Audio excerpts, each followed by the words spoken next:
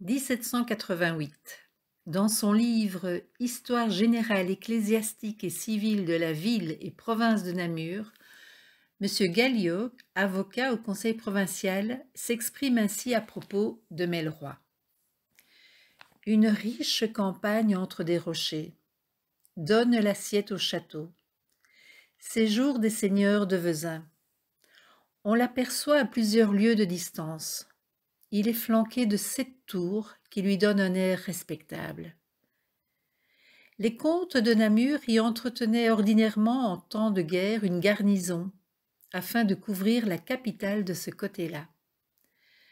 Cette seigneurie appartenait en 1580 à messire Nicolas de Salmier, seigneur de Challeux.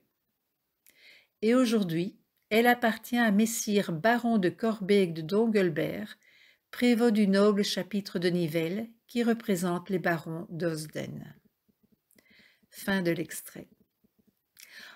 Or, les modifications datant des 19e et 20e siècles, le château classique étant U, tel que nous le connaissons aujourd'hui, et il date en grande partie de 1784, date que l'on trouve encore sur une dalle aux armes des Dongelbert.